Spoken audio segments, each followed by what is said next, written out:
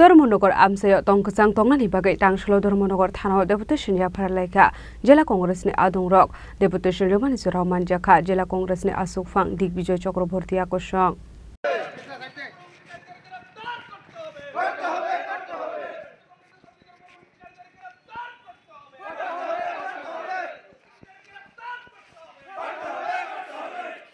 Ashlo deputation yafarmani ongkha Dharmanagar amsia politics no ti bolai toglai ongmani koktoma rokbo kasai phaima rok nuksago osani zorawa abahai party mung hamia mungsa pati ateika ashalo Dharmanagar amsia tangkasang tongnani bagai tangshalo Dharmanagar thana deputation yafarlaika jela congress ni adong rok ধর্মনগরে যাতে শান্তি শৃঙ্খলা বজায় থাকে সেই শান্তি শৃঙ্খলা রক্ষার কারণে আজকে আমরা ডেপুটেশন দিয়েছি।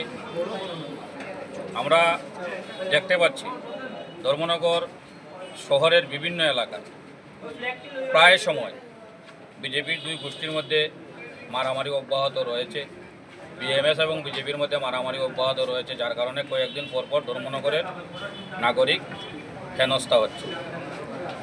তাছাড়াও ধর্মনগরের বিরোধী দলগুলো রাজনীতি করতে গিয়ে বিজেপির দুষ্কৃতিকারীদের আক্রমণ হচ্ছে, ধমকির শিকার হচ্ছে, যা গত শনিবার দুপুরবেলা আমার উপর হয়েছে। আমি ধর্মনগর জেলা কংগ্রেসের সভাপতি।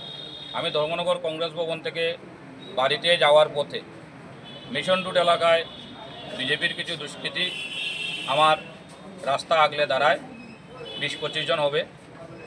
আগলে তাদের একটি কথা, আমি যুবরাজনগর থেকে এসে ধর্মনগরে রাজনীতি করতে পারবো না।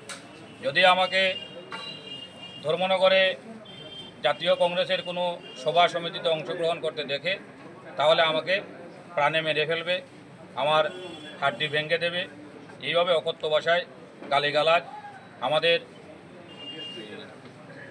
অল ইন্ডিয়া নেতা, বিরোধী দলনেতা রাহুল গান্ধীকে অকথ্য ভাষায় গালিগালাজ করেছে।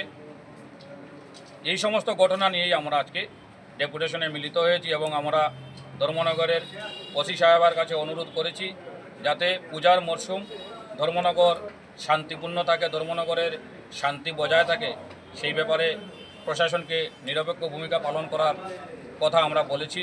আমরা কালী পূজা পর্যন্ত অপেক্ষা করব। যদি ধর্মনগরের শান্তি ফিরে না আসে, ধর্মনগরে যদি বিরোধীরা রাজনীতি করতে বাধা পায়, তাহলে কালী পূজার পর জাতীয় কংগ্রেস বৃহত্তর আন্দোলনে ধাবিত হবে এবং ধর্মনগরের প্রশাসনকে স্তব্ধ করে দেবে। ধন্যবাদ।